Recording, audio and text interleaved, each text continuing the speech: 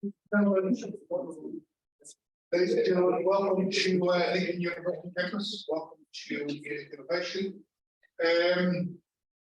My name is Vince and I will run you through the health and safety procedures of today. And then I will introduce our Vice Chancellor, Professor Graham Squires, and he will be the MC for this afternoon. Housekeeping. We do have some emergency exits. There is one in the back door that you came into. There is one here. There are some on that side. We do not expect any drills, any exercises. So if the alarm sounds, it is the real deal. And Katie, myself, there are more people from the university here. They will actually escort everybody out for safety, and we'll get her on the grass in front of the anchor deck. But don't worry, we'll keep you safe. Toilets to the end of the room, you turn the right, and then it's the third door on your right hand side. If you walk into the kitchen, you walk too far, so it's they need to walk back. After the talk, for those of you that are on the network and want to talk to our wonderful, we will offer you some refreshments and some food. We do offer some alcoholic refreshments, but I'm going to remind everybody at the end of this talk as well. Your father wants your home safe, so please do drink responsibly. So without any further ado, I'm going to introduce the Vice Chancellor of Lincoln University, Mr. Graham Squires.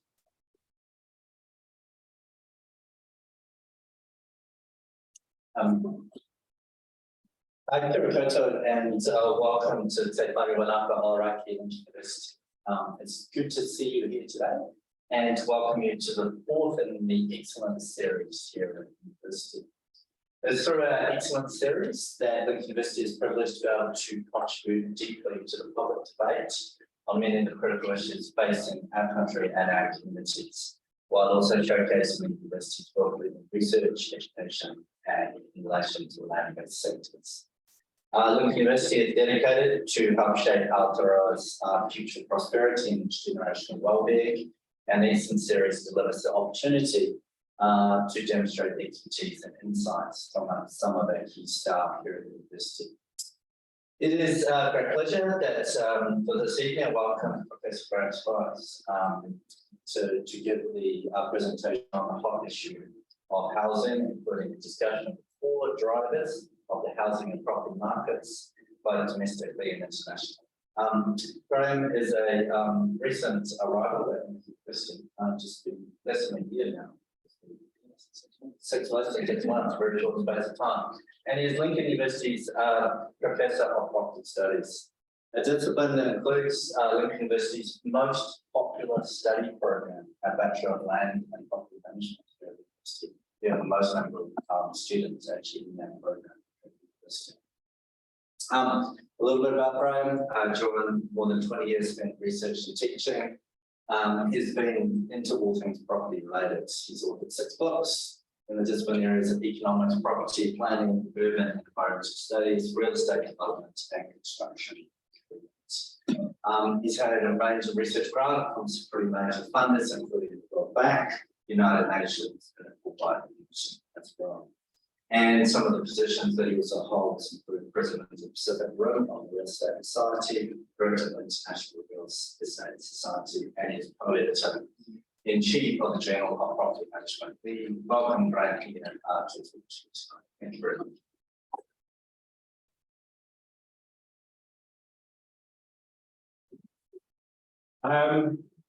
Yeah, that guy had a beard. My beard's disappeared. Yeah, I remember students wondering who their new lecturer was when shake the beard. Yeah, so thanks for the introductions. Thanks for being here and giving your time.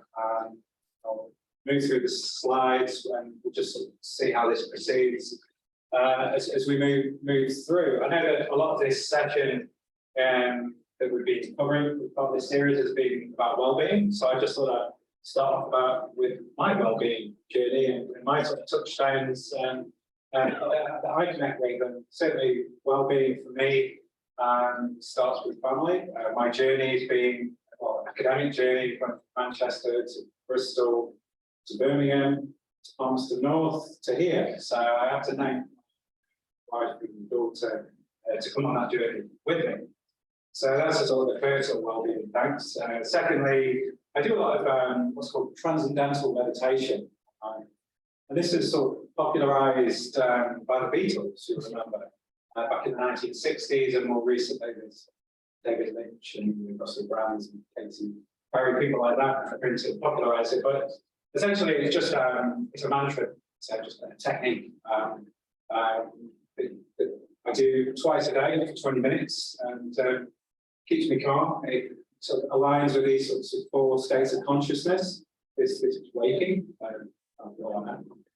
sleeping, dreaming, but also this sort of transcendence.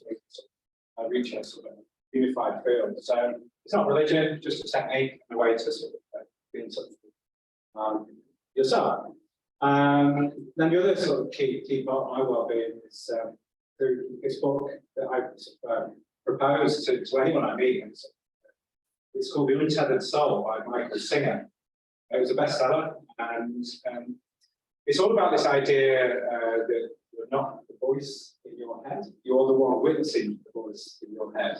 Yeah, if that makes sense. So it sort of taps into this idea of witness consciousness, witnessing your own being. So it's witnessing experiences, or the sensory inputs that we take, the emotions that we feel, and the thoughts, the mind that we engage with. As academics, we spend a lot of time in our minds, so it's also nice to observe your mind at work. So hopefully that's a sort of nice introduction to well-being for me. On a sort of a more professional sort of capacity, housing is and has been a big part of my life. So I spent 15 years, 20 years looking at houses, probably too long. But it's something that I'm passionate about because it's multifaceted. And there's so much to housing. It's not just the bricks and mortar, it's that connection with the social, the economic, all those sorts of things that we're going to talk about today. So housing is sort of this multifaceted good as I see it. It's sort of it has a social needs-based component, consumption, people consume housing for shelter and energy, somewhere to sleep. You consume that as a good that economists could talk about. And it's also an investment good, something that everyone in New Zealand is very aware of. It's it's a vehicle to wealth accumulation. So it's sort of complex in that sort of aspect. So it's this shelter consideration for well-being that's important to me as well, and this sort of needs-based. And this idea that the quality of housing can have some sort of impact on the quality of your own well-being. For instance, that external environment, that built environment that we observe and that we work with as housing has some impact on us. Our houses are mould or they're cold and all the rest of it, it's going to affect our internal well-being. So that's the sort of connection I'm trying to make there between well-being and housing. Now, this particular slide, we'll sort of start to wake ourselves up a little bit here. Everyone wants to talk about property in New Zealand. I think that's sort of discuss that as we move forward. And I sort of want to open it up to the floor really to start thinking about, who, the first question here is, who owns at least one house in New Zealand? Show of hands. So, most of us in the room, I suppose, were there as well. And who thinks in the room that there's a problem with housing at the moment in New Zealand? Similar sort of ish, maybe a few less. Then this is the killer question. Who thinks house prices should go down in New Zealand? So we have some sort of compassion and sort of that internal sort of caring and thoughts about what should happen with housing. And that's why I put in this sort of second point. We're all sort of complicit in this issue of housing and the pain and the gain and everything we talk about in the media. So there's a certain tension there that we're all sitting with it. So it's quite clear that we're in play with it. So The next sort of cheeky point is that, yeah, who lives in a house? I would imagine everyone with a hand up. Because yeah, that's what gives us all some sort of experience and guide to expertise, I suppose. But what we're doing here is starting to think above the horizon in terms of, sort of observing and researching housing and what we need to be aware of and think about when we do this particular what we're doing in our teaching and research. So this talk isn't necessarily where should you invest next type of conversation. There's lots of good commentators out there, like Tony Alexander, etc., who will tell you that. Maybe that's for next time, I suggest. Should I be invited back, which you please say. And there's always that killer question when you say, if I'm out and about, people ask me, well, where should I invest next? And the answer to me is always Auckland's 20 years ago. It's probably the best. We don't have a time machine. So this talk's going to look above the horizon, look more broadly about the issues that we need to engage with, challenge the orthodox, and also sort of think about that housing component as a, reaching more emancipatory goals and trying to sort of think about those social wellbeing considerations as we move forward. So this might challenge some preconceived thoughts and well-ingrained notions of what we see as housing, go beyond just talking about house prices, buying and selling houses. So there's a lot of text on that slide. Essentially, on the blue considerations, this is sort of where we're going to explore some of these opportunities, challenges. And there's 12 there, after the wellbeing, the 12-step program. I'm sure we'll refresh ourselves later, but there's sort of 12 considerations here that we'll run through. This idea of tenure and ownership is important to housing. That's why I asked that question about to housing. There's other tenure considerations that are part of that mix. Whose opportunity and challenge in housing, different stakeholders, different individuals as part of the mix. Beyond the house, there's neighbourhoods, the site, the situation that we consider, regeneration considerations, affordability, financing, development, infrastructure, sustainability, resilience. Short conversation on artificial intelligence, I think it's a topic at the moment.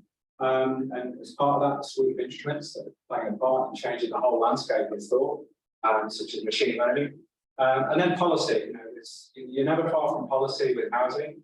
Certainly this year, election year, you can see it already, the conversations with housing, the election goes away, it slips off the agenda. So it's sort of an interesting policy consideration to talk about here. So first off, ownership and tenure. Property by its very nature, the idea of ownership, I see as intrinsic to what we explored here.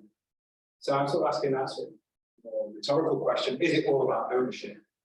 And this is what policymakers would call a continuum that's used in local authorities and in the government circles about what this continuum of ownership is. And it goes from, say, emergency housing on one end of the spectrum, through to social housing, through to assisted rentals, to assisted ownership, which is sort of like a staircasing, giving some wealth to be able to eventually buy your own house, and sort of a lever to get into that.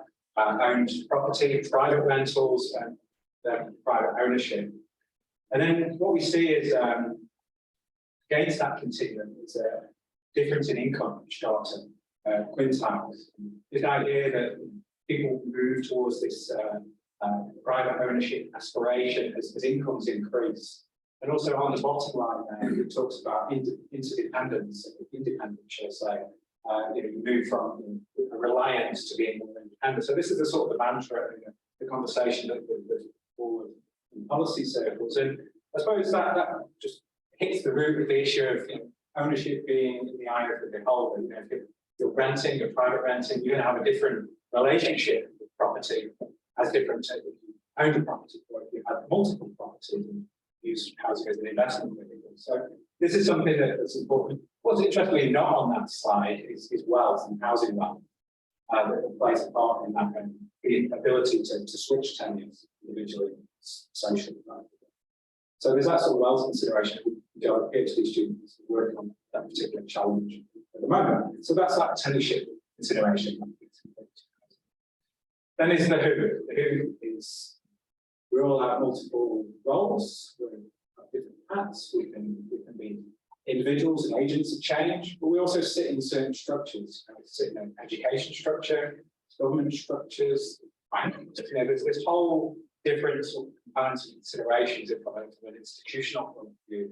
So this is sort of interest to when people argue what should we do, if it's an affordability question or an environmental question, this for whose benefit, for what purpose is important. And I've just listed 10 key sort of stakeholders that are part of that conversation and are interesting, whether it's an occupier, particularly communities, whether it's a developer, they're going to be answering a very different way to say what a professional body would be concerned with, think tank, lobbyists. There's multiple roles, multiple institutions, and people playing different roles within those structures. Important. So that's that whose interest as well as the tenure, the ownership interest. And thirdly, this neighbourhood characteristics. This is where neighbourhoods, on a sort of, if we think of it in a spatial sense, how a house, I use that word site and situation, it's where houses are located are important. Certainly for estate agents, it's going to be of interest in where it's located, things like schools, crime, health, all those sorts of park, all those sorts of community considerations that play a big part in the housing mix. This slide sort of is drawn from my PhD, which was too long ago for me. And what we do a lot in sort of economic circles is look at house prices, look at the relationships of different variables to what would have an effect on a house price. So this is a list of all those different variables. It's like an equation basically on house price. What I found in my PhD many years ago, and this probably rings true, and I'm sure a lot of you Christchurch, you talk about school catchment areas a lot. It's where houses are located in relation to education and the ability of social mobility to housing price. So when you see the words GCSE results in the UK, this was basically Manchester's case study, that's sort of basically secondary high school education. That had the largest magnitude of effect on prices in the city, where there isn't so much that zoning thing. And imagine if we did this in Christchurch, and there are people doing this at the moment. You see that education component having such a factor of change. There's other interesting variables here, things like voids, properties, having an influence on house price. Number 11 there, ASBO. ASBO has this UK initiative many years ago called the antisocial behaviour order. So if you're people spatially actually counted, so we could go into the model. If you're interested in Manchester, there was a particular family that was excluded from the whole of the city of Manchester. So it's interesting that as an idea, as a concept, and the ethics of that, as well as exploring it as an interesting research component here. But certainly education matters, I suppose, at this point, and how that plays a part in terms of social economics and housing price. So that's that. Now regeneration, step 4. I see rate regeneration in the United States. We can talk about renewal, and I see this as a correction to the market, where the market would not normally go its own course. It wouldn't talk about economics 101, supply means demand, it's dynamic, all meets the middle. This is that argument that markets can fail and cannot always correct because they're inefficient for various reasons.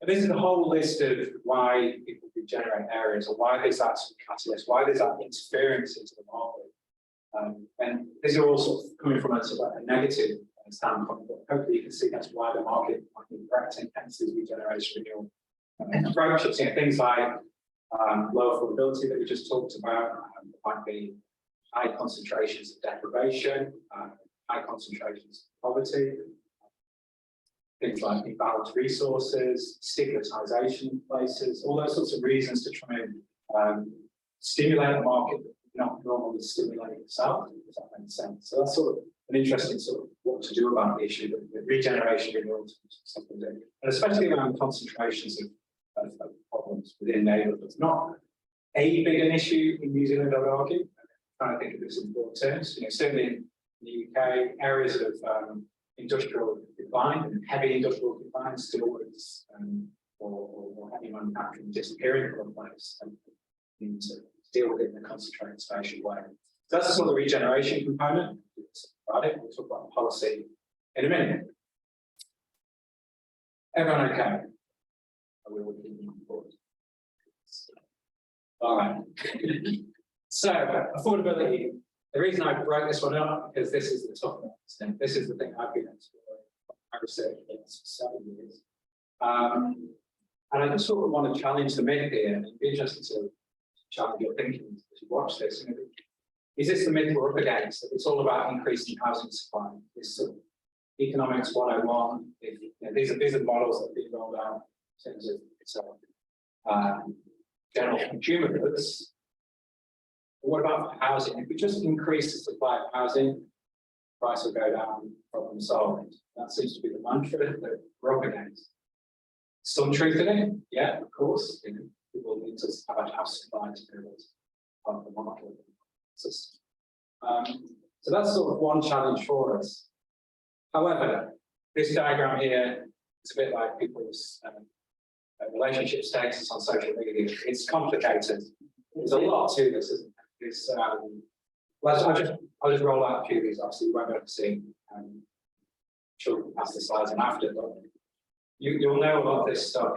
Loan to value restrictions, recourse consent, bank lending, property cycles, seasonal effects, migration, population growth, building height restrictions, access to debt, cost of capital, property sentiments, cost of building materials, all those sorts of things. There's lots and lots of things that play a part beyond the economic 101 supply argument. It's part of it. There's other lots of intricacies, how they all interlock is something that needs to be part of the bigger conversation. Urban growth, for instance, infrastructure. So that's sort of it's complicated thing. So I'm sure that's for further conversations to talk about. So some broad concepts there. Sticking with affordability, zooming in to New Zealand. My inner economist can't help but put a graph on the screen. So this is an interesting one here. I'm just going to show a few trends. We're going from 2000 far left to 2020. I've cut off the COVID stuff just so we just see the broad trends. Obviously, there's COVID, the market went crazy, went up 40%, and then we're dealing with that market correction at the moment. So this one here is median house prices, and this is the challenge or opportunity we're up against. Is we're going from what $200,000 house in 2000 up to 2020, you're looking at about 700,000. So you've got $500,000 increase over 20 years on average in house prices that we're looking at here. Is from Brian's data. Against that, we were looking at rents. Rents obviously is some the conversation, given more people rent, and look at the amount of stock in New Zealand that's rented. Look at the trends here. Same time frame again, $2,200 a week, raising up to $500 a week in that particular time frame. So we're seeing some affordability challenges on the house price side of things, and on the rental side of things. In less of a steep incline, we look at weekly wages, $600 a week, 2000, rising up to $1,200, so doubling wages. That's part of that conversation in terms of housing affordability. New Zealand, we're talking about here. Affordability research, you can look at it and measure it in different ways. Cost perspective, how much you put housing costs. You can look residually, what we've got left after all your housing costs, or your housing payments, or you can look at a ratio. And this ratio stuff's all about basically house prices relative to the wages. So this is an interesting sort of graph that you can see from the same time frames again, 2000 to 2020. So 5 times, so house prices 5 times annual wages in 2000. And this is what we're looking at in 2020, just pre-COVID, 10 times. So it's effectively a doubling of that housing affordability ratio. So, so if you were earning 100 grand, for instance, houses are fairly. So that's sort of the changes that we're experiencing in New Zealand. Then on the rental side of things, not to say that it's separate markets, they're all interlocked, got the tenure connection. Here, these are annual rents as a percentage of annual wages. So 28% of your wage would go on rent in 2000. Now you'd be looking at about 36%. So it's all very sobering stuff, and it never sounds happy, does it? But it's all in the eye of the beholder. You know, people will be looking for higher yields in terms of their, or equal yields in terms of their stock. So there's that tension as part of the conversation. I'm sure everyone's got thoughts and ideas that we'll probably talk about in this talk. So that's the affordability piece. It's complicated, but it's certainly explore.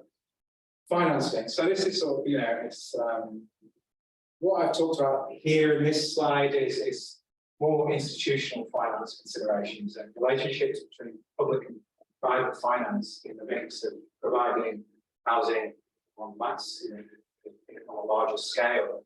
And there's a lot of conversations, a lot of research talking about value capture. So we've got all this wealth, this $500 million wealth, for example, in New Zealand. To have some of that captured, harnessed, and reinvested, catalyzes a greater sum of the parts. That's the idea. So this is sort of basically a model of virtuous cycle in terms of how some of that value is captured, realised, reinvested, put into new projects to benefit both public and private entities. So there's an interesting piece of research that so beyond yes, it's the unearned increment of value captured and reinvested to housing space. So that's what the research says at the moment.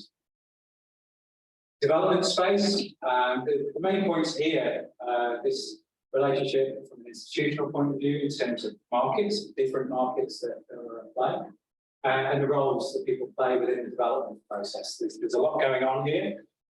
Just to simplify it, those particular circles, there are all these different markets that we might consider in the development process.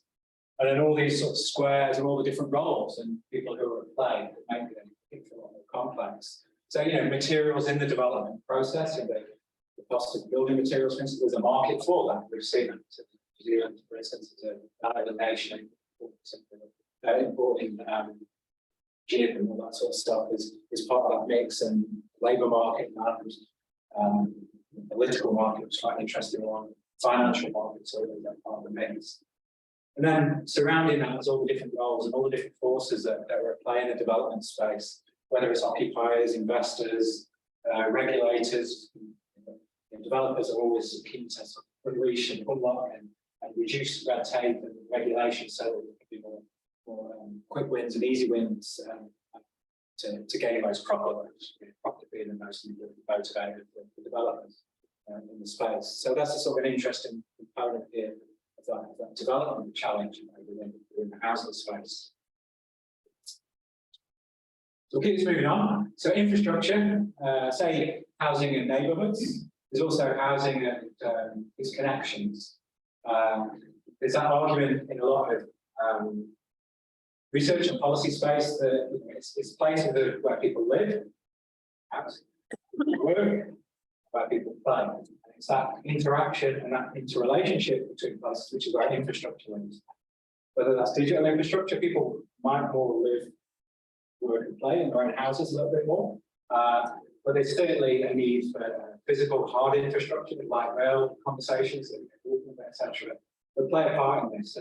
What I'm sort of referring to in this slide is work I did in north of Auckland, Milldale, and essentially there's sort of a finance infrastructure. These are the experiment, probably don't use that in policy circles, but this idea that you can harness some of the infrastructure charge rather than paying for particular rate, paying for hard infrastructure through rates, paying somewhere, or paying it actually through a private infrastructure charge on the house. And so basically, everyone rates will have, say, Auckland City Council, but we also have this partnership charge, the private infrastructure charge that sits on the house as well, that pays for the infrastructure. So there's ways in which sort of clever financing infrastructure sort of, tools, techniques can be used to play a part in this infrastructure challenge. Certainly, Christchurch, here in Lincoln, infrastructure is a big conversation, and The governmental sort of considerations, the tensions that sit there in terms of who pays for transport and infrastructure charges, given the administrative boundaries and all that sort of thing. That's probably for another conversation, but hopefully we see that sort of connection of housing infrastructure. If you build, it's backfilling sort of infrastructure. That's the problem. This is one way of trying to finance that infrastructure charge up front, not be paid by the taxpayer. Which comes from the conversation, of course. Sustainability is without doubt one of the biggest challenges we're facing: climate change, CO2 release, and housing is certainly part of this space. I think that the things to talk about here, my stuff that I talked about in regards to affordability. This is a picture of San Francisco, probably the most unaffordable, one of the most unaffordable places on earth, up there on the list with Auckland. But when you zoom out and you see development spaces in that sustainability conversation, this is Hunter's Point. That's in the city centre. We've got all this development space, brownfield site, and the thought around sustainability is really interesting here. And it's brownfield, something that I would imagine New Zealand starting to get into that sort of conversation a little bit more. Ideas around what's the life cycle of a particular property, the recycling of houses, adaptation, mitigation. We certainly see a lot of infill housing. City centre, for instance, energy efficiency, which is a big part of the mix. How we make houses more energy efficient. So I think that's the sustainability agenda. Even sort of making affordability and the environment, actual environment, in terms of affordable warmth, type sort of conversations, retrofitting. But what I like in this slide is those three pillars. It's not just. I would say that middle pillar, that in-use sustainability, is that energy efficiency. When something's in use, in this building, for instance, energy reading through the walls, the windows, all that sort of stuff. So that's the in use. But there's also the embodied energy when we build houses. It's what it takes, the energy to make, build a particular concrete, steel, wood, whatever it is. There's that component, that embodied element. And then there's also the transport, moving them, particularly referred to New Zealand as an island nation, is that sort of transport energy, CO2. So I think that's certainly a challenge and will be an opportunity we see in sustainability in housing space. So we're charging through, we're at number 10, we're nearly there, don't worry. Resilience. So sustainability is sort of well ingrained into the conversation, I think, and resilience is there, isn't it? This is referring to a paper that I did. I'm just basically bringing out sort of the thorny issue of what we mean by resilience and how it's sometimes locked into policy conversations or practitioner conversations with a sort of a power dynamic attached to it. So I'm sort of making this argument here that resilience sometimes in the housing market refers to those that are affected by the housing market, not just the resilience of the housing market. So the resilience of the housing market would be where banks, Reserve Bank, etc., worry about markets falling over. But here I'm sort of bringing attention within this paper about who's affected by this resilience, who's saying what is resilient, what's not resilient. Because certainly it's those owners of capital that are resistant to the resilience of the changes, for instance. It's those non-owners. So you go back to tenure arguments, who is resilient. So I won't go through the quote there, but it's sort of just challenging what we mean by resilience. What is it saying, but who's leading the agenda in the conversation there? So, talk of the town is artificial intelligence. Myself as a lecturer, educator, ChatGPT, it's affecting us, it's affecting everyone. I suppose it's posing the question here: how does this affect housing, the opportunities and challenges that we're facing? And so my initial thoughts are, well, housing in its essence is real, it's not artificial. So the bricks and mortar are very real. So functionally, it's not necessarily directly affected, but there's lots of things that are changing. Just aware of. There's a growing space in prop tech. People at Oxford Uni, Andrew Brown, for instance, is leading the charge on artificial intelligence and prop tech considerations. I did a piece of work looking at machine learning. So this idea that you can look at the housing market, look at how it's changed in the past to predict how it will in the future. So, hey, let's say you've got a crystal ball and tell you how to make lots of money. It doesn't work like that in reality, does it? You know? And that's the sort of point that's being put forward here, is that it's not an exact science. For myself and the lecturers I can see in the room who do property studies, I see it as an art and a science. There's lots of sort of other things that are part of it, beyond just sort of number crunching. There's that artistic sort of component. The structures that play a part, the cycles that play a part, and there's a systemic component as well in terms of housing. And to not get too overthinking about this sort of stuff, you know, imagine plugging in all these numbers, trying to create a model, trying to predict the future. You get to 2019, and then you hit COVID. You can't plug a COVID into a crystal ball machine. So there is things are structural, aren't they? Well, GFCs, all those sorts of factors, and global financial crisis, all those sorts of things play a part. Those aren't science. Now this is where it gets interesting. There's the dark art policy and politics. I'm suggesting two things, two slides before we wrap up. Is there, I'm not going left and right or centrist, I'm going the do nothing or do something approach. Yeah? That's my sort of consideration here. And there's this do nothing approach in housing and housing markets. Remember my argument, it's social, it's consumption, it's investment, it's quite complex in that regard. So the do nothing, well, the market will sort everything, supply will meet demand, no pain, no gain, we'll get no gain on the table. But I'm sort of putting some ideas on how that is constructed. So this idea that accommodation is always available at a particular price point. A quick cardboard box is free. So you know, a nice cardboard box living, it's free, you pay your money. So that's point two, isn't it? You know, people exercise their choice in housing according to their preferences. You pay your money, second choice type argument. You can always economise on space. There's, you know, you can live in a smaller place, smaller density, more land part, of course. Tiny houses are cool, aren't they? There's that conversion, you know, the filtering that goes on as developers move into flat, you know, convert places into flats, and that's sorting of what happens. If we do nothing, there's going to be no complex or expensive government machinery that's necessary. So there's that sort of do nothing, work out in the end. So that's the sort of the do nothing approach. And then there's a do something idea. This goes back to the fundamentals of correcting market failure, even market inefficiency. I'd like to touch. Just by accepting that markets are inefficient, housing markets are inefficient in the first place. That's the sort of, it's not like a cup of coffee, you can't move a house quickly. Houseboats maybe, in Holland with houseboats, it's quite easy to move a house, piece of water, but in general, quite inefficient with housing around.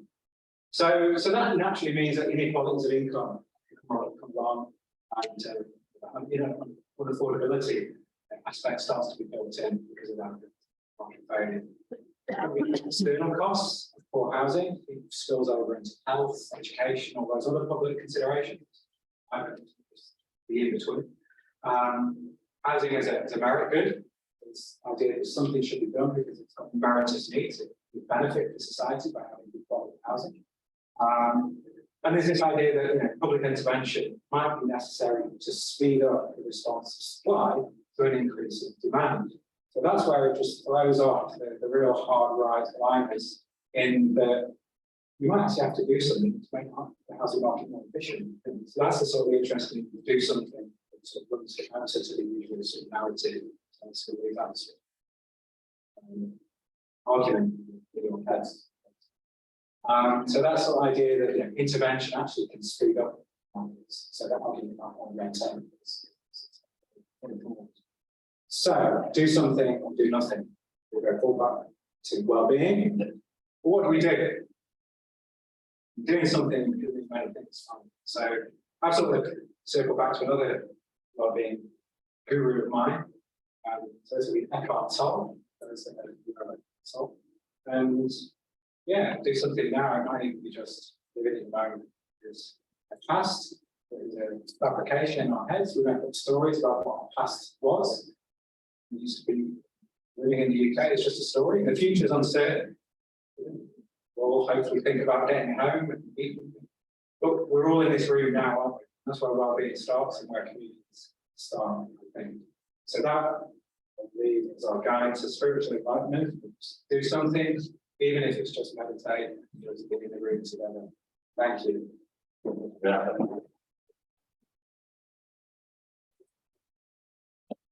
Thank you very much for the opportunity. What's the questions and what's the clarification? So open for time. If you would just state your name as you answer the question.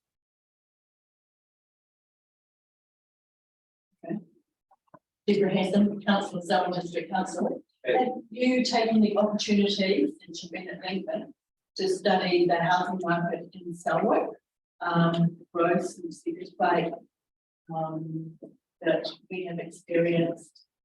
I just want to know if you've actually had the opportunity to actually have a look at it and think of the market.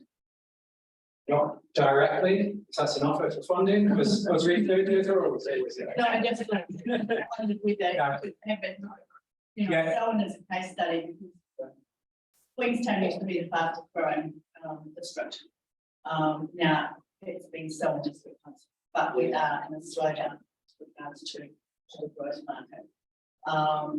And you talked a little bit about infrastructure and how to pay for infrastructure. We have some barriers. We actually, under the Rating Powers Act, can take certain rates. We can take a general rate. We can also take a targeted rate. And that's that targeted rate, I think we're talking about specifically to a particular project. But we also have a uniform annual general charge, and that is capped at 30%. So when it's sitting at something like 29.99, we're just under it with regards to that uniform annual general charge. So we are strapped for actually introducing even targeted rates.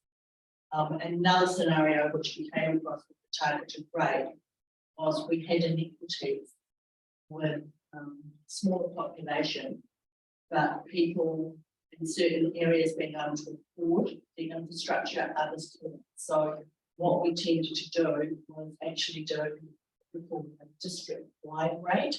So everybody across the district actually had to pay, instead of splitting it down to each community having to pay its own share of its own costs. So you've actually had some real struggles and with the legislation as to how we actually have to rate. Development contributions, we probably have the lowest development contributions for our infrastructure, and that plays interesting in the market in a way that they affect the property value that's on sold. But if we were the lowest and you look at the section prices and how they've gone up exponentially, it begs the question, who's actually making the capital gain? Yeah, I'm aware of the situation. Yeah, definitely. There's interesting conversations about transport in the Greater Christchurch region, I guess, because people don't stay within their own administrative boundaries. So it's that connection of live, work, play conversation and how that's paid for, and all those sorts of wider considerations of education, not just the road, infrastructure, school, and bus around the city, transport around the city, and how that feeds into people's house prices and housing decisions. Going back to that neighbourhood conversation.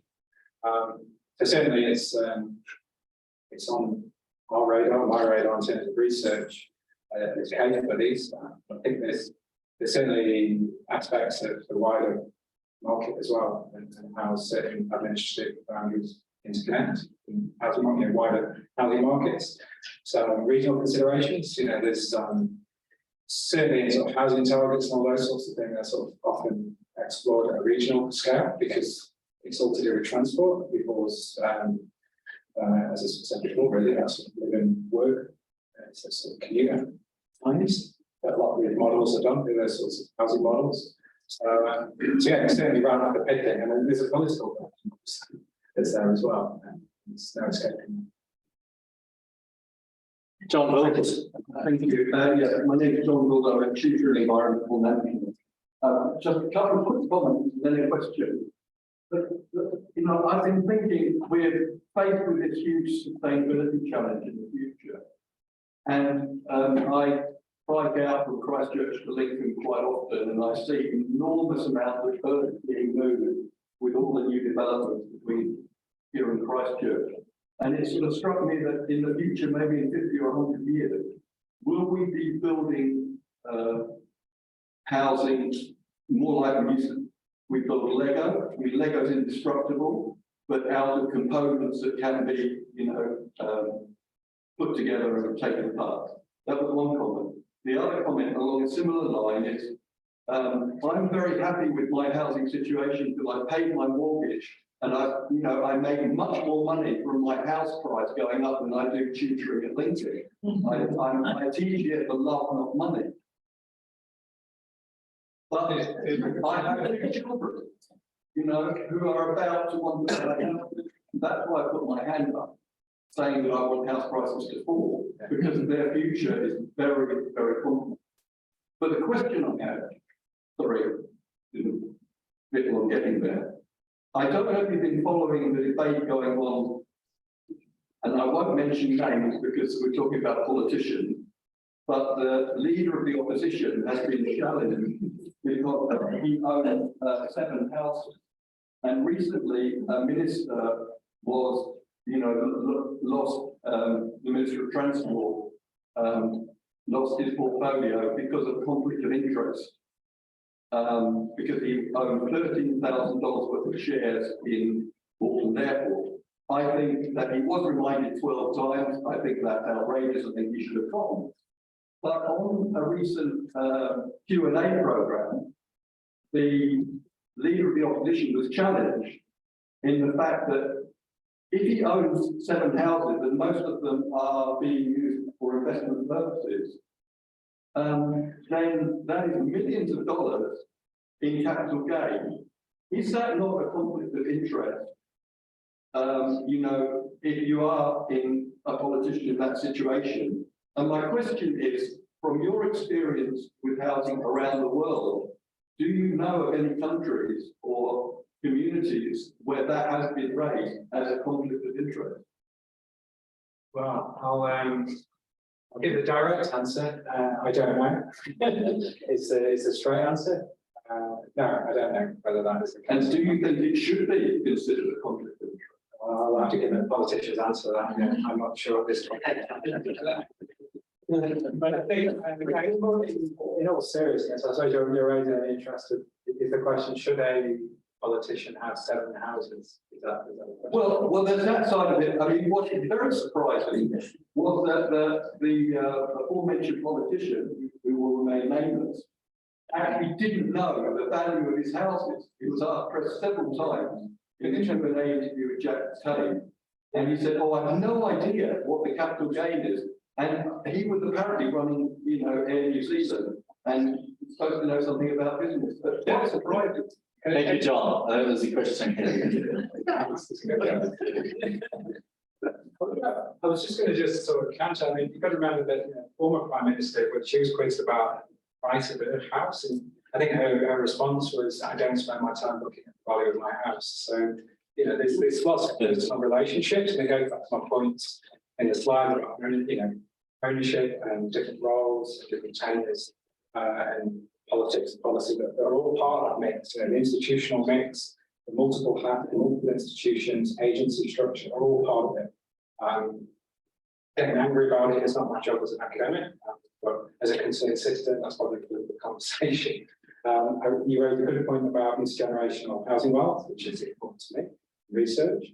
And on a sustainability question about prefabricated houses, great. There's also the issue of how you maintain them as well. You know, if you get importing a lot of Japanese product, for instance, it's 20, 30 years time, how do you regroup the Lego? It's like, you know, cars and the move towards electric cars and the ability to maintain. I'll probably look at John in the room who's a car man.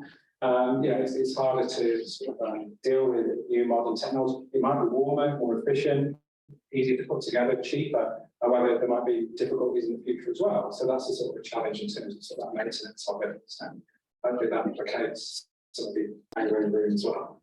That's a good thing there. Hi, my name is Leanne.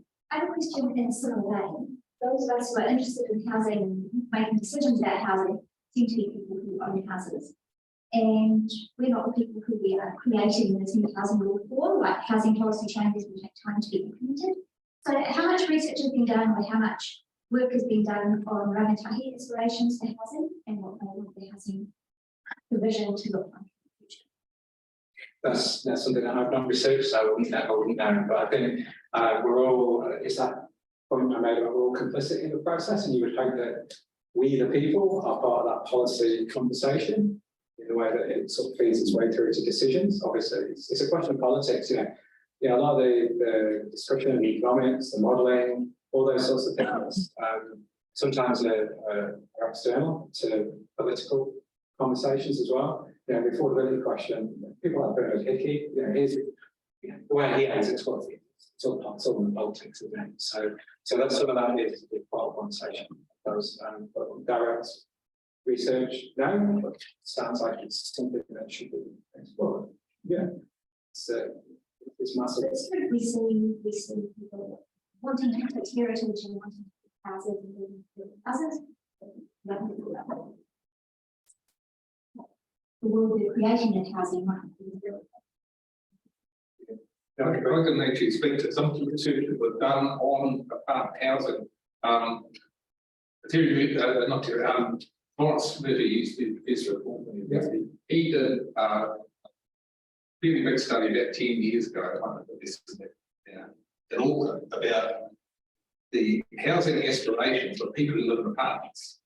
And he especially looked at very inner city of Auckland, because there was a lot of very small apartments that were built, you know, shoebox apartments they bought in the 80s only. It was interesting because he found that the people that lived in apartments aspired to residential property, like to suburban property, because there was this perception that people in apartments like apartments, but the majority of people he found that lived in apartments lived there because they couldn't afford residential, suburban residential. Yeah, well, I'm just saying that if you want the perceptions being done, that has been done. And this question in the front end. Graham, I had a question about your PhD research, which was quite interesting. So cast your mind back to those variables that influence the price points that you saw, particularly the GCSE results. It's something quite interesting. So I've only been over 6 months in Christchurch, and most of the listings would tell me what school zone the listing was in. If the school zone was a good one or a perceived good one, I was interested whether you thought that the results of the school in a catchment influenced the decision or influenced the price point, or whether it was more of a socio-demographic makeup of an area and the idea that it was of a different class rather than the results of the school. For example, if a school in a lower socioeconomic area had a lot of funding, great teachers, and start producing some excellent examination results, do you think the market, the price points of housing in that area would follow? Or is it really about who lives in the area, regardless of the school results? A lot of the tensions in causality and correlation, I'm afraid to say, it's that statistical sort of conversation about this is all neighbourhood analysis, neighbourhood scales of what the relationship is between school results and house prices, and you can, because it's inferred causality, so there's always a fluid sort of conversation about is it education that's having an impact on a good neighbourhood, or is it a good neighbourhood that's having an impact on school results? So there's a strength of relationship that's there in terms of variables, and that being top of the shop when we showed the list.